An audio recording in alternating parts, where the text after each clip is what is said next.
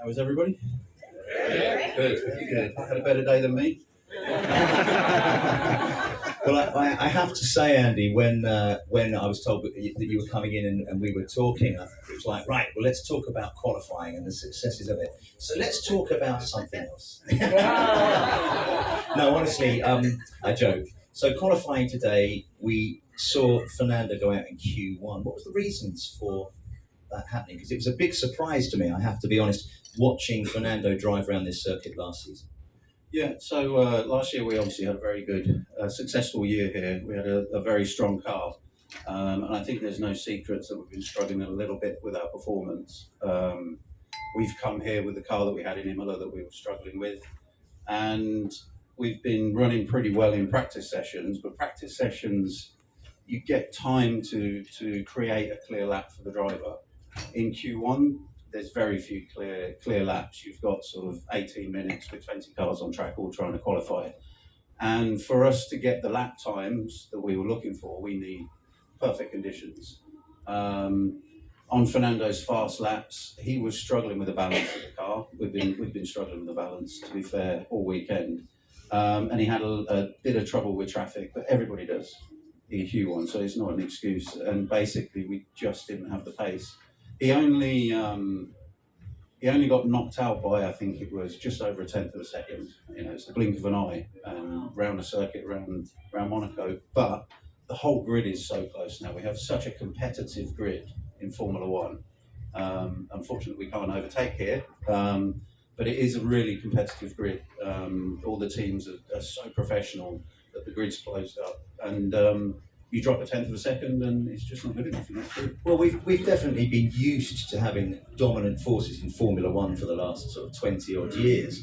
And, you know, when we saw the rule changes come in and the, Red Bull really dominating and seeing Aston Martin pushing here last year for that, we were all desperate for you to get there. And as I'm sure you were, much more than any of us. But now we're seeing that field really close up. And we've really seen it here this weekend and the last few races. When are we going to see Aston Martin right back there, do you think? Well, we're working hard. Of course. Of course we are. So are all the other teams, though. So it's a relative game. You know, nobody stands still in Formula One. If you stand still, you go backwards.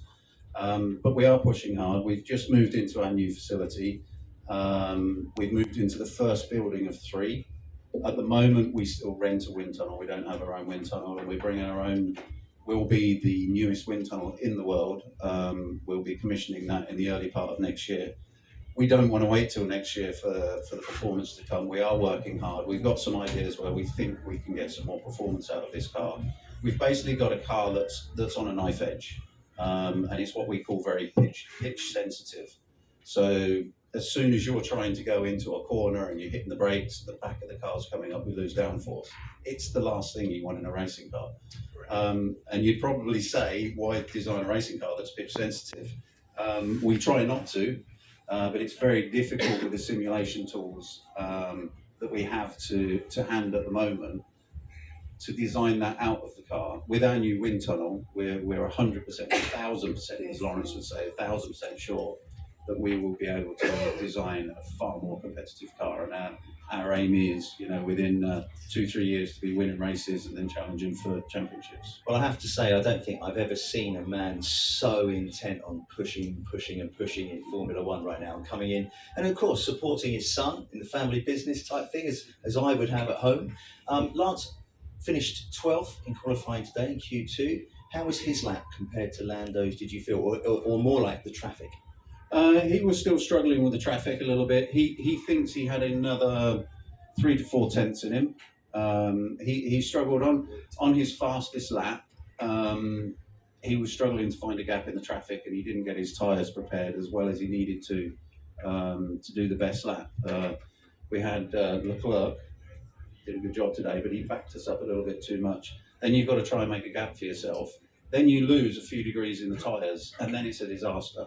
Yeah. What you really want to be doing is making all your gaps sort of around the tunnel area. Then as you come around the swimming pool, you're really starting to wind the lap up and you keep the heat in the tyres. We had to drop a couple of seconds into Racehouse, and that's it, temperature's gone. So he arrives at turn 1, no grip.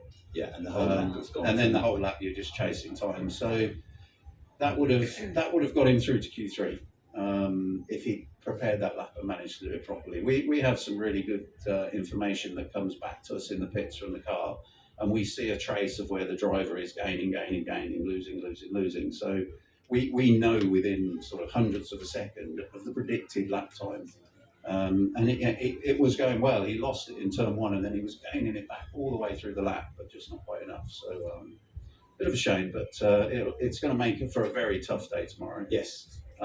We are seeing it looks like some of our competitors are in trouble in the stewards' room at the moment, so that could move us up a couple of places. But you know, we don't want to beat them in the stewards' room. We want to beat them on track, of course. But at the end of the day, what we want is fairness, and they're in the stewards' room for a reason. They are, and I haven't heard what the outcome is from the stewards at the moment, but they're being investigated for their DRS switch. So when they open up the rear wing, and the two cars from the team involved were far quicker than anybody else down the straight. So there's some questions to be answered. When I come to these Formula One events and I just see so many people, in every garage, in every team, Andy, how many people do you bring to Formula One? So it depends on the event. Monaco is obviously a very big event for everybody, and it's a part of the job that I'm in charge of, as well as looking after everybody trackside. When I'm back at the factory, I'm in charge of all the travel as well. It's not I don't go and book the tickets, but it's the department that comes under me that looks after all of that. And to Monaco here, we have brought with us 144 staff. But that's to do everything. That's looking after hospitality, that's looking after our sponsors, and then over in the garage. So we're limited by regulation that we can have 58 people of what we call operational, which are hands-on involved with the car on the track, and everybody else it's the chefs, it's the waitresses, it's the waiters, it's the we bring a couple of baristas because how do you get by without a barista? And then all the backup staff as well, the people who build the motorhomes, the people who build the garages, AV people, hi-fi people. We've got all sorts of radio experts. But here's a big event for us. We have a lot of activations going on. So there's 144 people that I'm responsible for. There's 144 people who contact me when they've lost their hotel key or they can't find the hire car. So it's a busy weekend.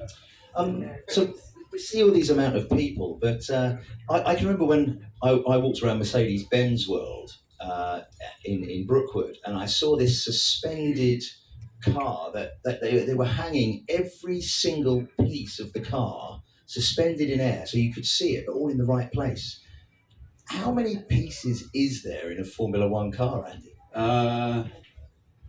Caught me up there. Probably about 3,000. Wow.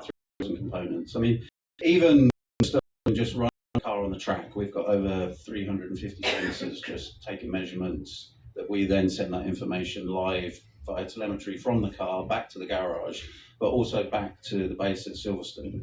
So we have what we call our mission control. We're not going to the moon, but we have 30 guys sitting there going through all the information, and we'll do that anywhere where we are around the world, and they get that information live.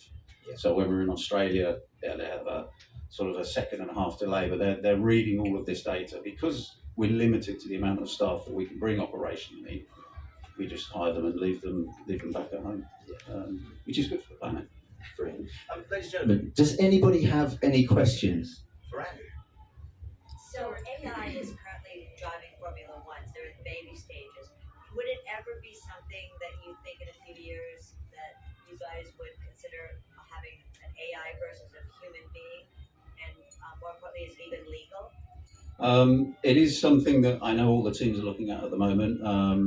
We are as well.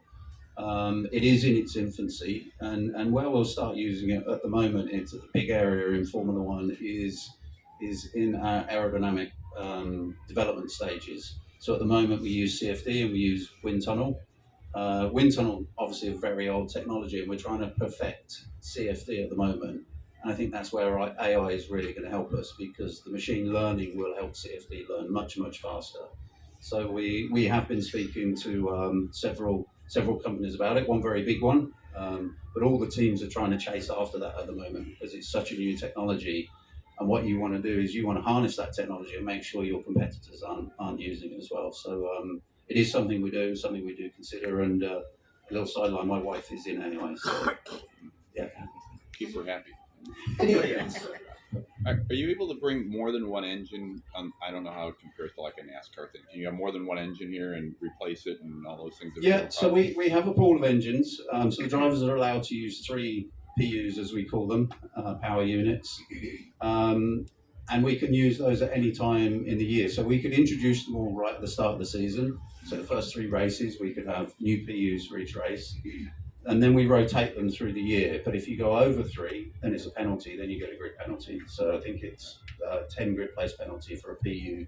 But when you change a PU, you have to change the ancillaries as well. And depending on which ancillary you change, there is a grid penalty. So normally when you end up changing the power unit as a whole with the battery and the turbos and everything, it puts you to the back of the grid. But the reliability now of these engines is so good. You very rarely see it. I mean, they're phenomenal pieces of machinery. If I'm not dominating, could you explain that penalty thing you were talking about a little bit more? What they're with our competitors. Yeah, what does that mean exactly? So at the end of qualifying, the FIA will come around and often do a lot of checks to the cars. And one of the checks that they do is, and they don't do it every time, they do it randomly, is your DRS switch, which is the rear wing. Okay. So the rear wing element, you have 2 elements on the rear wing, and when they come down the start-finish straight here in qualifying, they're allowed to open that rear wing to lower the drag of the car. So you lose downforce, but you also lose drag, so you go faster in a straight line.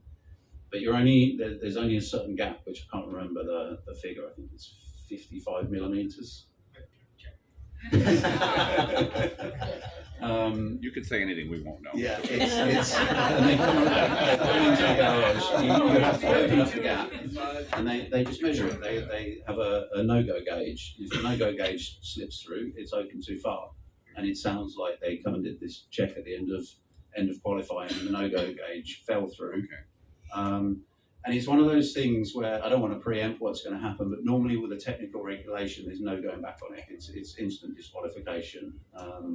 Nobody does it intentionally because you know that they're checking, but often, there are small errors. Something creeps through, or maybe you have a tolerance that isn't quite right on a new manufactured component.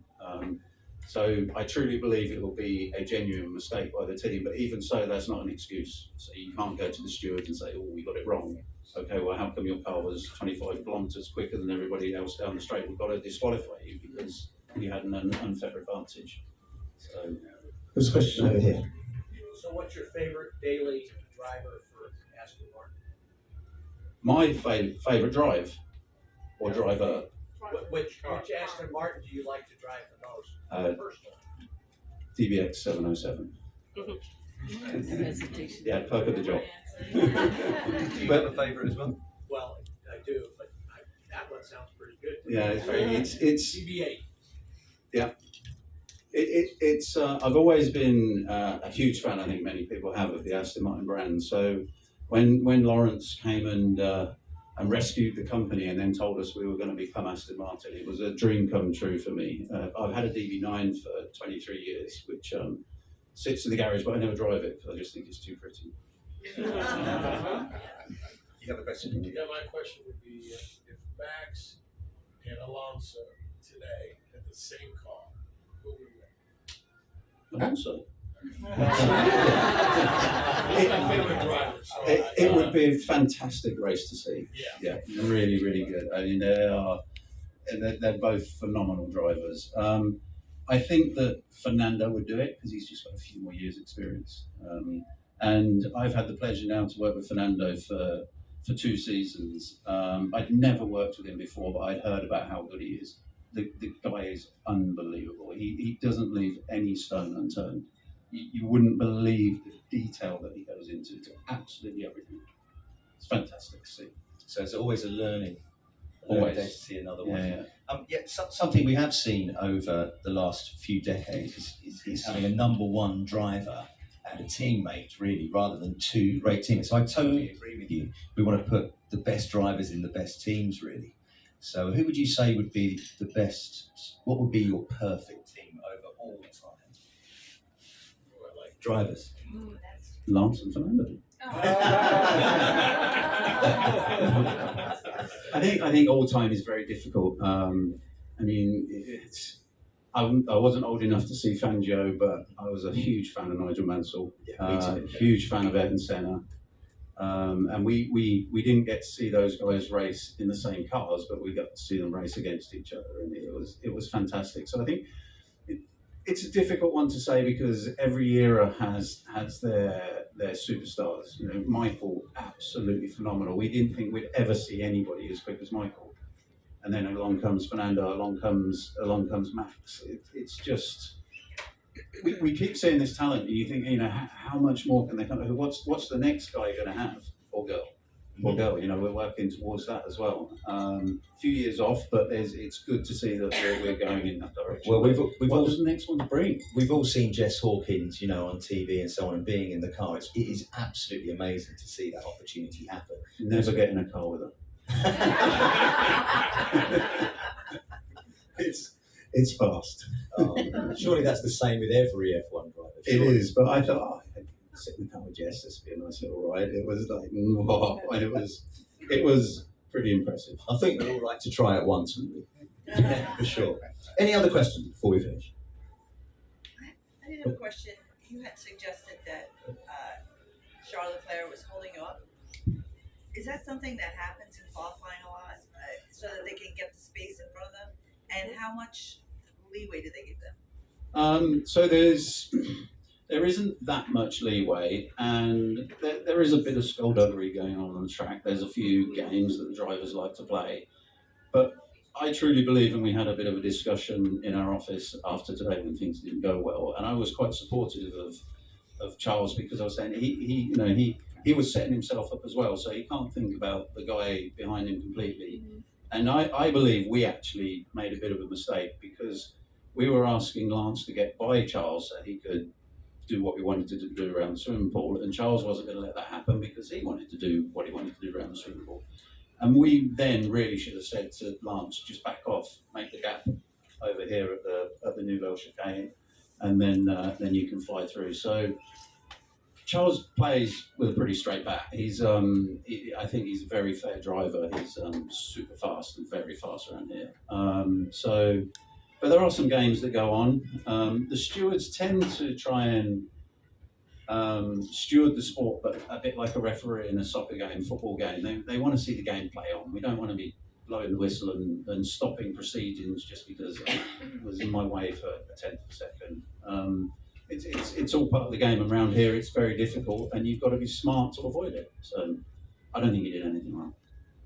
Well, I watched qualifying over by the Nouvelle chicane today, and I don't think I've ever seen quite so much slowing down to let fast cars go by when you're on your in or your out lap. So to see it firsthand for me was really interesting, and how they're doing it. And is that a real specific place to allow that to sort of? Yeah, so turn 10, where you've got a nice bit of runoff, and turn 1 are the two areas. So it enables drivers to finish their lap and others to start their lap, and then they sort of move to the inside of turn 1 and let the other guy go who's starting his lap. And we had a long discussion with the stewards last night with all the race drivers, and that was one of the topics. And we've got a really good bunch of drivers at the moment. We're not seeing this sort of big hatred that you sometimes see. The drivers are quite united, and when they come to circuits like Monaco, the cars are so fast now that they don't want to put each other in danger. And that's one of the things they can do, especially in qualifying, when you've got guys going flat out and you've got guys trying to go slow preparing their tyres. So they actually do look after each other. And there's always that payback. If you do something to someone on one lap, they're going to get you back another time. So it's in their interest to look after each other. Now, there's some of the other circuits we go to, they're probably not as kind to each other, but it's in a much safer environment. But also, it's good for the sport sometimes to wind each other up. Well, ladies and gentlemen, I've got to say, for me, it's been a total joy to chat and listen to Andy and listen to Ralph. As a fan, I've loved it. I hope you have enjoyed it just as much as I have. Thank you for Mr. Stephenson.